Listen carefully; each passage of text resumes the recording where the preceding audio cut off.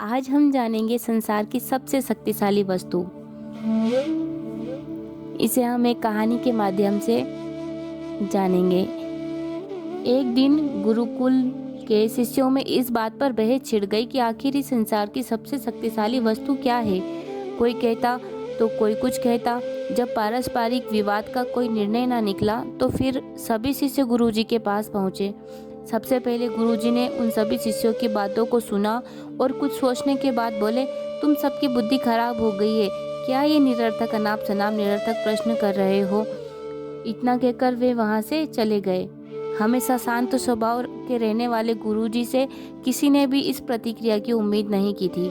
सभी शिष्य क्रोधित होकर आपस में गुरुजी के इस व्यवहार की आलोचना करने लगे।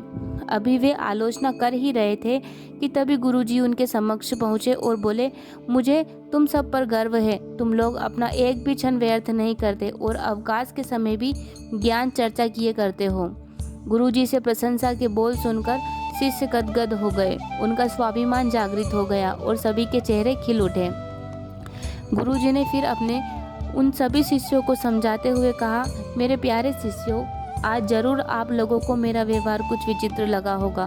दरअसल मैंने ऐसा जानबूझकर आपके प्रश्न का उत्तर देने के लिए किया था। देखिए, जब मैंने आपके प्रश्न के बदले में आपको भला बुरा कहा तो आप सभी क्रोधित हो उठे और मेरी आलोचना करने लगे, लेकिन जब मैंने आपकी प्रशंसा की तो आप सब प्रसन्न हो उठे। पुत्रों, संसार में वाणी से बढ़कर दूसरी कोई शक्तिशाली वस्तु नहीं है। वाणी से ही मित्र को शत्रु और शत्रु को मित्र बनाया जा सकता है। ऐसी शक्तिशाली वस्तु का प्रयोग प्रत्येक व्यक्ति को सोच समझकर करना चाहिए। वाणी का माधुर्य लोगों को अपनी ओर आकर्षित कर लेता है।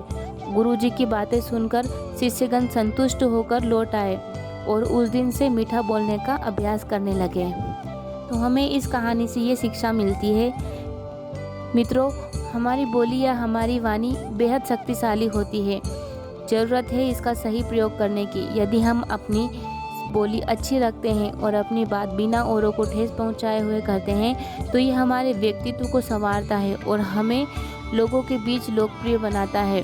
वहीं अगर हम सामान्य बात भी क्रोध के साथ कहते हैं तो ना हम ठीक से अपना संदेश कह पाते हैं और ना ही दूसरों के हृदय में अपने लिए कोई जगह बना पाते हैं।